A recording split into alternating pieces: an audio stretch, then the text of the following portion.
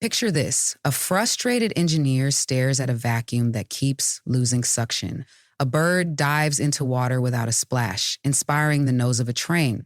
A rocket lands upright instead of burning in the sky. These aren't just stories of invention. They're proof that when you rethink from the ground up, or when you put yourself in someone else's shoes, you can change the world. You are listening to Intangiblia, the podcast of intangible law, plain talk about intellectual property. Please welcome your host, Leticia Caminero. Welcome to Intangiblia, the podcast where ideas meet the invisible rules that shape them. I'm Leticia Caminero, and today we're exploring the two great engines of modern innovation, design thinking and first principles thinking. One is rooted in empathy, the other in logic. Together, they fuel breakthroughs from kitchen tools to space exploration. And I'm Arthritic Misa, your AI co-host, ready to stir the pot. Because behind every innovation, there's a rebel who dared to ask, what if we tried this differently? And before we go further, a quick reminder, Artemisa is powered by artificial intelligence. I'm your human host, but some of the commentary you'll hear has a digital spark. And as always, this podcast is for your amusement and information. It is not legal advice. This theme is close to my heart. In my own work, I've seen how inventors struggle, not just with the legal side of protection, but with the mindset it takes to get an idea off the ground. That's why I wrote my book, Protection for the Invented Mind. It's a practical field book that blends design thinking exercises with ways to break problems down to first principles, the same tools behind the stories we're about to explore. Because whether you're sketching on a napkin or aiming for the stars, the way you think is just as important as the idea itself. Before we jump into the stories, let's pause for a moment. Two terms keep coming up today: design thinking and first principles thinking. What do they really mean? Think of design thinking as the empathy engine. It's all about stepping into someone else's shoes, spotting pain points, brainstorming without limits, and then testing quick prototypes until the solution sticks. The stages usually run like this: empathize, define, ideate, prototype, test, simple, human, iterative. And first principles thinking is the logic scalpel. Instead of accepting how things are usually done, you cut problems down to the raw fundamentals. What do the laws of physics, math, or basic economics say? Then you rebuild from the ground up. It's not about improving by 10%, it's about reimagining from zero. So if design thinking asks, what does the user feel and need? First principles asks, what's true at the core, no matter what we assume? One starts with empathy, the other with physics. Together, they're like the left and right hands of breakthrough innovation. And in this episode, we'll see both in action, from birds inspiring Velcro to rockets landing themselves. Every story shows how these two mindsets fuel the biggest leaps forward. Close your eyes and picture it with me. A cold December morning, Kitty Hawk, 1903. The Atlantic wind is howling, the sand dunes are endless, and two brothers are dragging a strange wooden contraption across the beach. It looks fragile, almost like it shouldn't be able to hold a person. Orville and Wilbur Wright weren't famous inventors. They were bicycle mechanics from Ohio, but here they were about to change human history. They'd spent years building their own wind tunnel, carving propellers, testing wings again and again. Everyone else was just trying to make bigger, heavier machines. The Wrights asked a simpler question: what truly makes something fly? From first principles, they figured out that control mattered more than size. And then came that moment. Orville lying flat on his stomach, the little engine rattling. The machine lurched forward, lifted, and for 12 seconds, just 120 feet, humanity left the ground for the very first time. I've been to Kitty Hawk myself, walking along that strip of sand. There's something about standing there that makes you feel the inventive energy still lingering, as if the dunes remember. You realize the world literally shifted in those 12 seconds.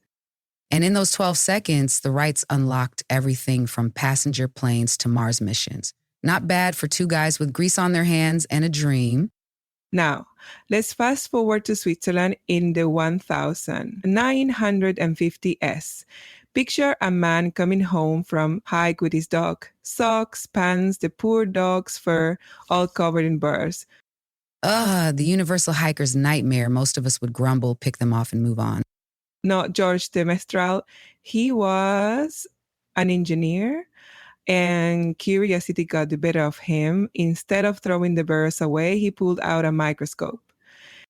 And what he saw was wild. Those burrs weren't just sticky by accident. Tiny hooks grabbed onto loops of fabric and fur like a natural fastening system. That one observation became Velcro.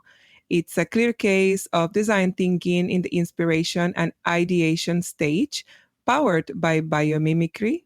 De Mestral empathized with the everyday annoyance, reframed it as a design challenge, and turned it into a global fastening solution. So next time you rip open a Velcro strap with that satisfying sound, you're hearing the echo of a Swiss engineer who refused to ignore an annoying height. Let's jump to England in the late 1970s. James Dyson is vacuuming his house and getting frustrated. The machine keeps losing suction. So, Classic. The bag fills up with dust, the suction dies, and you're left with a loud machine pushing crumbs around. most people would just buy a new vacuum. Dyson did the opposite. He tore his apart to understand the problem. And he realized it wasn't about making a better bag. The bag was the problem. So he went back to first principles thinking, what's the core physics of suction? He borrowed cyclone technology from sawmills where dust gets spun out of the air and tried applying it to a household vacuum. And when I say tried, I mean tried more than 5,000 prototypes. That's design thinking too, deep in the prototype and test stage. The result was the first bagless vacuum that never lost suction. A household annoyance turned into a billion-dollar company. Moral of the story, if something in your house annoys you enough, it might just be your ticket to global innovation. In the early 1990s, Sam Farber is watching his wife peel apples. She has arthritis, and every twist of the peeler hurts her hands. Ouch. That's the kind of quiet, daily pain most people overlook until someone really pays attention. Instead of ignoring it, Farber asked, how can we make tools that are easier to grip? He partnered with designers, experimented with softer handles, and came up with a new line of utensils that felt good in everyone's hands. And thus, OXO Good Grips was born. Big, cushy handles, sleek design. Suddenly, kitchen tools weren't just functional, they were inclusive. This is design thinking, right at the empathy and ideation stage. It started with understanding a user's struggle, then reimagining the solution for all users. And the bonus? What began with one person's need became a global design standard. Solve for one, win for millions. Sweden in the 1950s. An IKEA designer is trying to fit a bulky wooden table into his car. He pushes, he tilts, he wrestles, and it just won't go. That's the universal car trunk struggle. Usually ends with scratches on the door and a bruised ego. Instead of giving up, he unscrewed the table legs, and suddenly, problem solved. That simple moment became the seed of IKEA's flat pack system, furniture designed to be transported easily and assembled at home. And let's be real, it also launched decades of couples arguing while holding an Allen key. True, but it also reshaped global retail. This is design thinking, rooted in the prototype and test stage. It began with a personal frustration and grew into a scalable solution that changed how millions of people buy and move furniture. Sometimes innovation doesn't come from a lab, it comes from a stubborn table leg and a small car. Let's step into a hospital, early 2000s. Engineer Doug Dietz had just finished designing an MRI machine for GE. He was proud of it until he visited a hospital. and saw a child about to use it. The little girl froze at the door, terrified. She burst into tears. Of course she did. The machine looked like a giant, noisy spaceship ready to swallow her whole. Doug realized the problem wasn't the technology, it was the experience. So he asked, how can we make this less scary for kids? He worked with designers, doctors, and parents. The MRI rooms became pirate ships, space stations, even jungle ventures. Suddenly, kids weren't crying, they were excited to climb on board. Same machine, new story. They didn't redesign the hardware, they redesigned the feeling. That's design magic. This is design thinking, deep in the empathy and ideation stages. Doug put himself in the child's shoes, reframed the challenge, and built an entirely new experience around the existing machine. And the result? Fewer sedations, happier kids, and parents who could finally exhale. Now let's fast forward to San Francisco 2008. Two friends can't afford their rent. A design conference is coming to town, hotels are full, and they think, what if we rent out air mattresses on our apartment floor? Air mattresses. That's the glamorous origin story of Airbnb, not private villas in Tuscany, but a blow-up bed and a desperate rent check. Exactly. But here's where it gets interesting. They didn't stop with the idea. They visited early hosts, took photos themselves, and listened carefully to guests. They realized trust and visuals mattered as much as price. So they redesigned the platform around better photos, reviews, and easy booking. Empathy, iteration, and more empathy. They weren't just building a website, they were building trust between strangers. This is design thinking in the test and iteration stages. Airbnb didn't scale because of coding genius alone. It scaled because the founders lived in their users' shoes and adapted fast. And from 3 air mattresses, it turned into millions of listings. Proof that sometimes the floor is just the first step to the penthouse. Let's peek into a bathroom, early 2010s. Oral-B researchers weren't sitting in labs. They were actually watching people brush their teeth. And what they saw was not great. People rushed, missed spots, and ignored the 2-minute rule. So basically, chaos with minty foam. Instead of adding more buttons or features, they simplified. They built a toothbrush with a timer that buzzed when 2 minutes were up, and an interface so simple anyone could use it without thinking. And that tiny shift from tech-heavy to user-friendly made brushing habits better worldwide. This is design thinking, right? In the observation and prototype stages. The breakthrough wasn't new tech, it was rethinking the user's everyday behavior and designing around it. Which means your dentist lecture may be a little shorter now. In the 2010s, IBM had a problem. Brilliant engineers, yes, but their products? Complicated, clunky, and often out of touch with what users actually needed. Translation, they were great at tech, not so great at people. So IBM made a radical move. They trained thousands of employees in design thinking, built creative IBM studios where coders sat next to designers, and made empathy with the end user the first step in every project. Imagine a 100-year-old tech giant suddenly acting like a startup. Sticky notes, rapid prototypes, testing with real users. This is design thinking applied at the cultural and organizational stage. Instead of one product, they redesign how the entire company innovates. And the payoff? Products that people actually want to use and a corporate culture that remembers users aren't machines. A kitchen counter cluttered with pill bottles.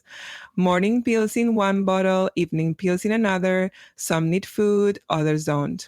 For patients with multiple prescriptions, it's overwhelming and dangerous. Allow the pharmacy exploded on the counter. One wrong move and you're taking your cholesterol pill at bedtime with your blood pressure dose at breakfast. That chaos is what inspired PillPack. The founder started by interviewing patients, listening to the daily confusion, and then asked, what if medications arrived pre-sorted by date and time? So they created little packets, tear one open in the morning, one at night, and you're done. Simple, brilliant, life-saving. It turned a medical maze into a daily routine you can't mess up.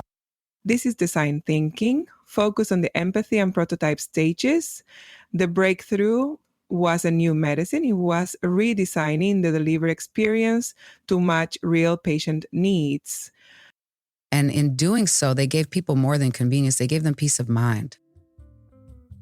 Intangiblia, the podcast of intangible law, plain talk about intellectual property. Now let's leave the kitchen counters and head to the skies. It's 2016 and a slender, futuristic airplane is gliding silently over the Pacific. No roar of engines, no fuel tank in sight. Just sunlight hitting thousands of solar cells on its wings. Solar impulse, too. It looked like something out of science fiction, but it was very real. A plane flying day and night, powered only by the sun. Pilots Bertrand Piccard and André Borschbert weren't trying to build the fastest or biggest aircraft. They went back to first principles thinking, what if we could eliminate fuel entirely?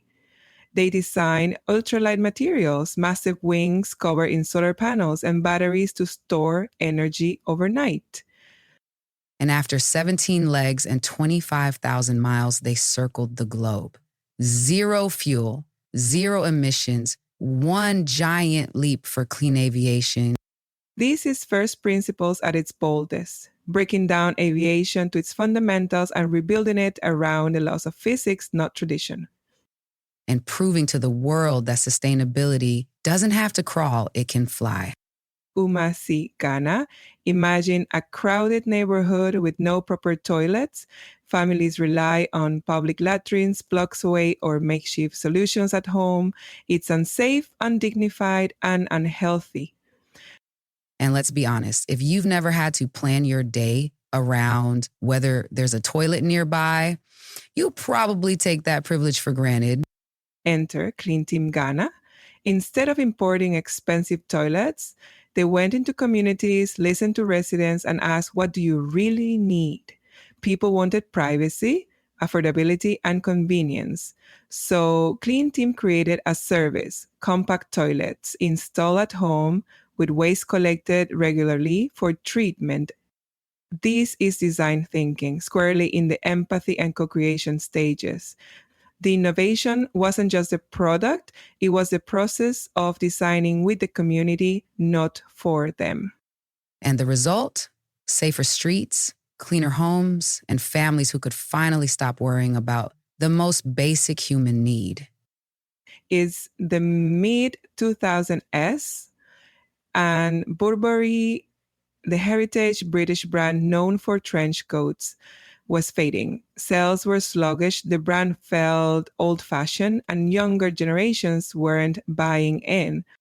Burberry had gone from chic to your grandma's raincoat, not exactly aspirational. Then CEO Angela Ahrens and Chief Creative Officer Christopher Bailey decided to rethink the brand.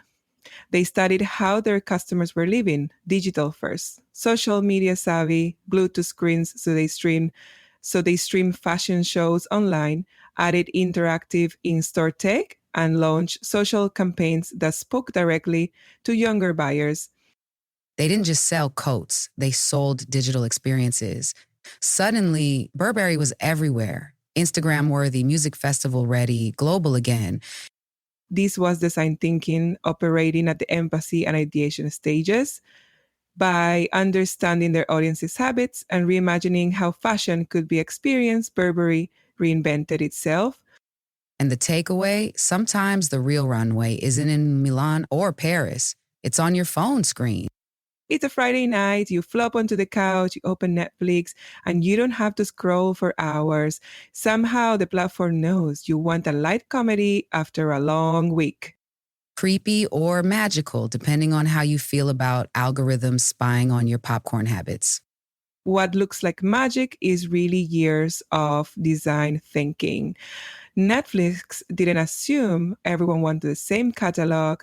They studied what people actually clicked, tested endless variations of the homepage, and built algorithms that learned from every choice. They didn't stop at the tech. They redesigned the entire viewing experience around personalization. Your guilty pleasure rom-coms, your dark Scandinavian crime dramas. Do you want to see red? That's Netflix tailoring the ride just for you. This is design thinking squarely in the test and iteration stages. They empathize with the user's frustration and choice overload and turn it into a seamless, curated experience. Jacob. And in the process, they rewired how the entire world consumes stories. Rewind to 2007. A reader curls up in bed, opens a slim white device, and instead of pages, words appear on a screen that looks almost like paper. No glare, no heavy stack of books. This is the very first Kindle. Imagine the shock, a whole library in your hands, but lighter than a paperback. Jeff Bezos had one clear vision: the device should disappear in the reader's hands. The technology, ink, screens, wireless downloads, long battery life was there, but the real innovation was how natural it felt. Readers didn't have to learn a new habit, they just read. And suddenly, airports weren't full of people juggling 5 novels, one Kindle, problem solved. This is design thinking, rooted in the empathy and prototype stages. The question wasn't how do we digitize books, but how do we keep the joy of reading intact in digital form? And the answer turned Amazon from a bookstore into a publishing empire. Mid 1990s in Japan. Gas prices are climbing, environmental concerns are rising, and Toyota's engineers are asking a question few others dared. What if a car didn't have to run only on gasoline? Remember back then, the idea of a hybrid car sounded like sci-fi. People thought you either had a gas guzzler or you walked. Instead of tinkering with existing engines, Toyota went back to first principles thinking. Start from the basics. A car is just energy moving wheels. Why not split that job between a smaller gas engine and an electric motor with regenerative braking to capture wasted energy? And out rolled the Prius in 1997, the world's first mass-produced hybrid, quiet, efficient, and a complete break from convention. This is first principles at the system design stage. Toyota didn't just improve a car, they reimagined what a car could be from the ground up. And in the process, they opened the highway for hybrids and EVs everywhere. Cape Canaveral 2015, a rocket roars into the sky carrying satellites. Normally, this is a one-way trip. The first stage burns out and crashes into the ocean. Billions of dollars gone in minutes. That's how spaceflight worked for decades. Used once, throw away, like lighting money on fire and waving goodbye. But SpaceX asked the forbidden question, why can't rockets be reused like airplanes? Going back to first principles thinking, their engineers broke down the costs.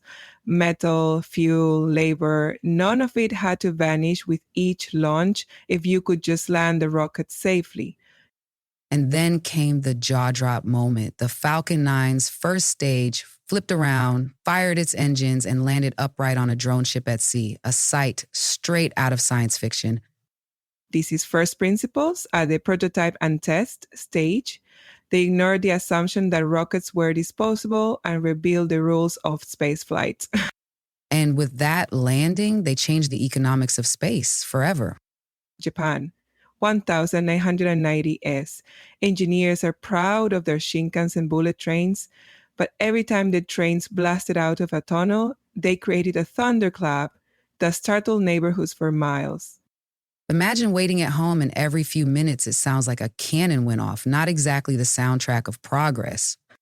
One of the engineers, Eiji Nakatsu, was also a bird watcher, and one day, watching a kingfisher dive into water without a splash, he wondered, could that shape solve the train's noise problem? See, birdwatching isn't just a hobby, it's industrial design inspiration. Nakatsu and his team reshaped the train's nose after the kingfisher's beak. The result? No sonic boom, less drag, and even higher speeds. This is design thinking in the inspiration and ideation stages. It started with empathy, not for passengers, but for the people living near the tracks, and turned into biomimicry at its best. January 2007, a packed auditorium in San Francisco, Steve Jobs walks on stage and says, "Today, Apple is going to reinvent the phone." The crowd buzzes. Until then, phones had tiny keyboards, clunky menus, and no real internet experience. Basically, your smartphone was more like a stubborn calculator with bad manners. Apple flipped the script. Instead of buttons, they gave us a screen you could touch, pinch, swipe, tap. Gestures that felt natural, like pointing at the world inside your pocket. And suddenly, people weren't carrying phones, they were carrying little computers, cameras, and jukeboxes all in one sleek design. This is design thinking rooted in the empathy and prototype stages. Apple didn't ask, how do we make a better phone? They asked, what do people actually want to do with it? And then design every detail, hardware and software, around that experience. And in the process, they reprogrammed culture, how we communicate, work, date, shop, even how we doom scrolled at 3 a.m. Now for one of the most famous design thinking experiments ever. It's 1999, and IDEO is asked to redesign something so ordinary most of us never think twice: the shopping cart. And here's the twist. They had just 5 days to do it. Oh, and TV cameras were rolling for an ABC Nightline special. Instead of locking themselves in a boardroom, the team went out into supermarkets. They watched parents juggling kids, shoppers worry about theft, customers stuck in narrow aisles. They took notes, brainstormed wildly, and prototyped on the spot with duct tape and plastic. Chaos, Post-its, and cart parts flying everywhere. Exactly what innovation looks like before it gets polished. The result? A new concept with modular baskets, swivel wheels, and improved safety. Not a perfect solution, but a powerful demonstration of design thinking in action. Empathy, ideation, prototype, test, all in less than a week. And more importantly, it showed the world that innovation isn't about lone geniuses. It's about teams, willing to get messy fast. We've just traveled from airstrips in Kitty Hawk to runways in London, from kitchens and bathrooms to rockets and solar skies. 20 stories, all showing how design thinking and first principle thinking can reshape the world. So, what can we take away? Here are 5 power moves, sharpened and ready for your own projects. 1. Empathy sparks innovation. Whether it's OXO utensils or clean Team Ghana toilets, breakthroughs begin when someone notices human struggle and listens deeply. 2. First principles break barriers. SpaceX and Toyota didn't tweak old systems. They stripped them to basics and rebuilt them on fundamental truths. Nature is a teacher. Velcro's burrs and the kingfisher's beak prove that biomimicry is design thinking with millions of years of R&D behind it. 4. Prototyping is progress. Dyson's 5,000 failed vacuums, IDEO's duct-taped carts, and Netflix's endless A/B tests all show that iteration is the path, not the obstacle. 5. Innovation comes in all scales. From a toothbrush timer to a solar power-powered airplane, no improvement is too small or too ambitious when guided by the right mindset. And here's the bonus takeaway. Frustration is often the best starting point. Birds sticking to your socks, a vacuum that doesn't work, a rocket that's too expensive to throw away. Annoyances can be billion-dollar ideas in disguise. And if you want to practice these mindsets yourself, that's exactly why I wrote my book, Protection for the Inventive Mind. It's a field book full of exercises that help you empathize, break problems down to fundamentals, and protect your idea strategically. Because these stories aren't just history lessons, they are blueprints for your own inventive path. This has been Intangiblia, where we explore the invisible threads that connect innovation and intellectual property. Today, we saw how design thinking and first principles thinking, empathy, and logic side by side shape some of the world's biggest breakthroughs. And remember, every invention starts with a question. Sometimes it's, why is this so annoying? Sometimes it's, what if we ripped this apart and started fresh? Both are rocket fuel for new ideas. Thank you for joining us on this journey from prototypes to rockets.